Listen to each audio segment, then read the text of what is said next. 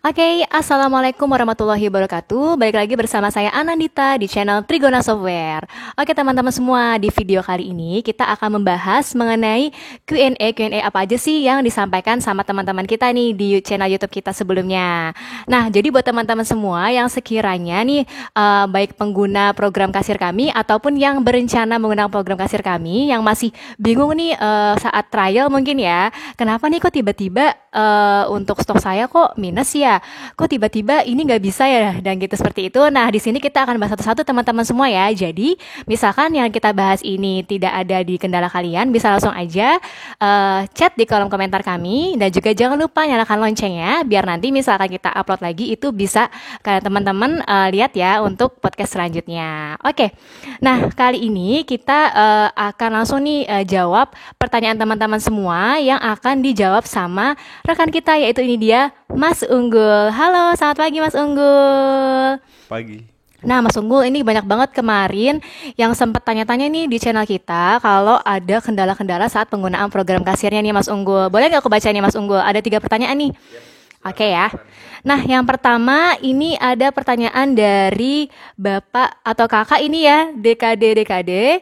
Nah, pertanyaan ini Mas Unggul. Jadi saya ingin bertanya, apakah betul sistemnya apabila daftar proses perakitan hanya untuk mengurangi bahan baku dan bahan penolong. Nah, jadi daftar proses barang jadi untuk menambahkan stok barang untuk dijual. Itu gimana Mas Unggul? Ya, betul. Untuk ini IPOS 5 profesional ya biasanya yang ada fitur perakitan. Nah, di perakitan itu memang ketika kita input proses perakitan itu bahan baku stoknya akan berkurang. Tapi nanti stok itu akan dijadikan stok baru di item rakitannya. Jadi contohnya gini, misalnya kita ada bahan baku item A, item B. Nah, bahan jadinya adalah item C. Nah, ketika nanti dilakukan proses perakitan, ini yang bahan baku item A dan item B itu akan berkurang sesuai dengan jumlah dari proses perakitannya. Kemudian yang bahan C ini, item C ini, perakitan ini, dia nanti akan menjadi stoknya bertambah. Nah, dari situ baru nanti bisa dilakukan penjualan untuk item C-nya. Oke, itu berarti dari prosesnya yang kurang tepat ya Mas Unggul ya. Itu berarti mirihnya ke fitur perakitan. Iya, Oke, itu biasanya ada di iPos 5 Pro ya? ya iPOS 5 Pro dan iPOS 5 Ultimate. Itu udah ada perakitan ya? Oke. Jadi mengelola yang barang jadi tadi, bahan baku jadi bahan jadi ya Mas Unggul ya? Oke, biasanya sih untuk yang pakai program ini itu usahanya apa tuh Mas Unggul biasanya? Biasanya sih sebenarnya kalau di perakitan ini dia masih perakitan sederhana ya, jadi hanya satu kali proses. Biasanya sih untuk barang-barang rakitan, contohnya kayak komputer. Komputer itu kan biasanya ada komponen prosesor, RAM, hard disk, dan lain-lain. Nah, itu bisa dimasukkan di item perakitan. Tapi kalau Oke. yang produksinya skala besar itu sih belum bisa memang. Jadi masih terbatas hanya satu kali proses. Oh, satu kali Ya, proses. kadang ada juga yang nanya misalnya ini kan bahan baku, bahan jadi. Nah, bahan jadinya ini dijadiin bahan baku untuk bahan jadi yang lainnya bisa nggak? Nah, itu nggak bisa. Karena dia hanya satu kali proses gitu. Oh, berarti yang misalkan jadi usahanya yang jangka panjang, misalkan kayak roti ya, itu Iya, kan banyak roti banget tuh Mas itu panjang komponen-komponennya ya. prosesnya. Jadi Iya. belum bisa sih kalau yang. Belum bisa ya. Oh, oke, siap. Oke, clear ya Mas Unggul ya. Nah, nomor 2 nih Mas Unggul dari Kak Arif Nur Setiawan. Nah, gini, maaf Pak, kalau mau import data dari iPos 4 ke komputer lain, tapi iPos 5 apakah bisa? Itu gimana Mas Unggul? Eh, ini kasusnya berarti dia pakai iPos 4 terus mau pindah ke iPos 5 ya mungkin ya.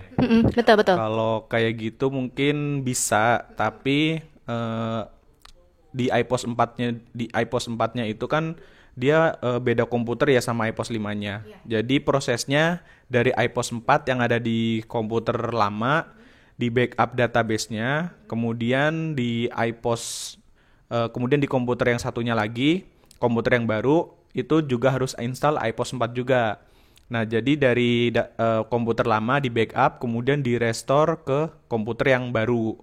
Jadi di komputer yang baru tuh harus ada iPos 4-nya juga, meskipun nggak diaktifasi itu nggak masalah. Nah, nanti dari situ baru bisa dilakukan impor data dari versi lama, yaitu dari versi iPos 4. Itu baru bisa dijalankan.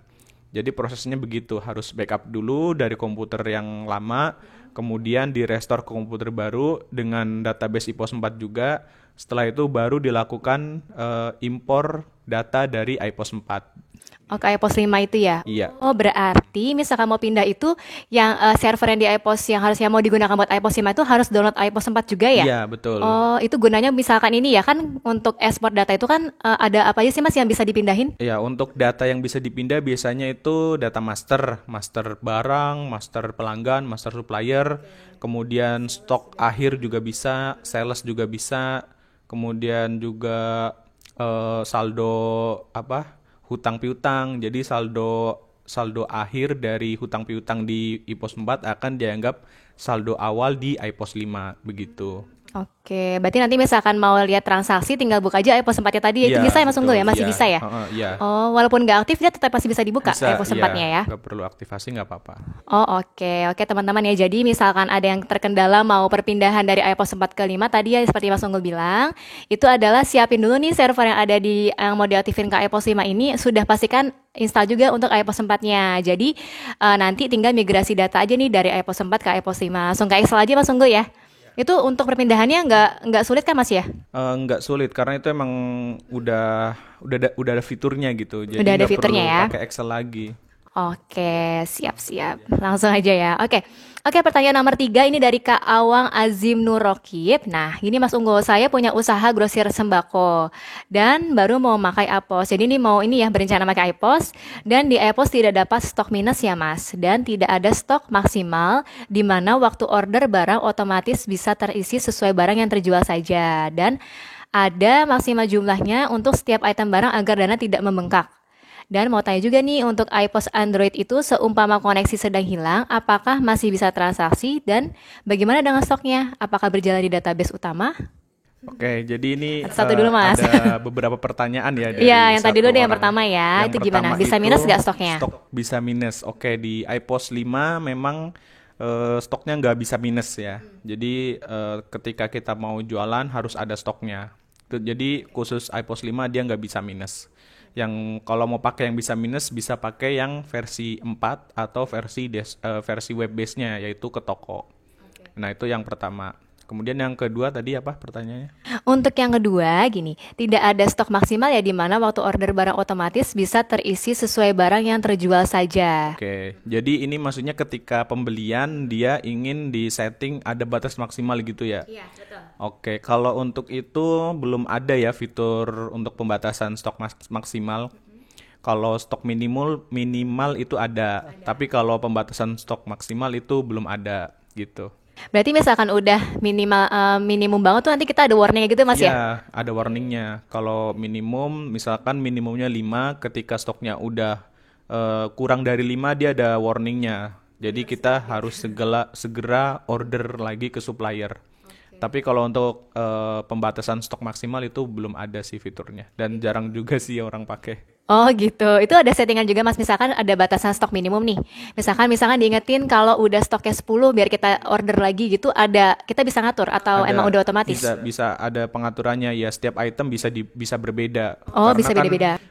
Kalau untuk barang-barang yang mungkin fast moving otomatis stok minimumnya harus lebih tinggi dong. Oh iya, Ya, betul. jangan sampai misalkan barang ini laku banget nih, tapi stok minimumnya 1, berarti nanti kita malah keburu kehabisan stok baru Iya. order. Oke, padahal itu ini ya, barang yang cepat terjual ya. Oke, lalu selanjutnya nih, banyak juga ya pertanyaan Kak Awang ya. Dan mau tanya untuk iPOS Android ini seumpama koneksi sedang hilang nih, apakah masih bisa transaksi? Jadi database-nya apakah masih terintegrasi nih ke server, Mas Unggul? Oke, kalau di iPOS 5 mobile itu statusnya harus online ya. Jadi ketika koneksinya hilang otomatis nggak bisa akses ke servernya. Oke, berarti kalau itu misalkan mau tethering ke teman bisa nggak sih? Bisa. Yang penting ada koneksi internet ya. Penting gitu ya. Kalau misalkan nggak ada koneksi nggak bakal bisa buka server. Oke, nah misalkan nih saat Android-nya itu nggak bisa akses, berarti saat melakukan transaksi sementara manual dulu ya Mas ya? Iya, betul. Soalnya kalau ada internet masukin lagi boleh Iya. ya? Betul. Oke, siap-siap. Oke teman-teman, nah tadi itu udah dijawab semua ya Mas Unggul pertanyaannya. Tadi yang pertama adalah mengenai perakitan itu di iPos 5 Pro teman-teman ya. iPos 5 Pro sama Ultimate itu sudah ada fiturnya. Jadi buat teman-teman yang punya usaha itu misalkan bertahap atau berproses seperti komputer contohnya tadi ya Mas Unggul ya. Jadi dari yang satu komputer dirakit dulu Mas Unggul ya. Nah, itu cocok banget untuk menggunakan fitur perakitan ini. Terus yang kedua tadi adalah import data iPos 4 ke iPos 5 itu juga bisa. Jadi nggak usah khawatir yang mau migrasi ke iPos 5 itu tidak sulit teman-teman. Jadi cukup aja pindahin data dari iPos 4 ke 5 pakai format Excel nanti. Dan yang ketiga tadi stok nggak bisa minus ya Ya, untuk stok iPos nggak bisa 5 ya. minus. Ya. Jadi harus begitu barang datang langsung diinput Iya, ya. betul. Oh, oke, siap. Dan tadi dipastikan Android-nya itu ada jaringan. Jadi kalau misalkan tiba-tiba servernya, mohon maaf, Android-nya down, itu berarti tidak bisa akses programnya. Oke, ada lagi Mas Unggul tambahannya? Ya, udah. Itu dulu. Oke teman-teman, gitu teman-teman ya. Jadi cukup sekian dulu video kita pada kali ini. Nah nanti kalau misalkan nih next pertanyaan kita ini belum sesuai sama kendala teman-teman, langsung aja deh chat di kolom komentar. Nanti kita bahas di podcast selanjutnya nih. Jadi biar teman-teman bisa maksimal lagi dalam penggunaan programnya atau mungkin berencana mau menggunakan program kita teman-teman ya. Oke kalau kayak gitu jangan lupa nyalain loncengnya untuk uploadan selanjutnya. Baik, saya Anandita undur diri. Assalamualaikum warahmatullahi wabarakatuh.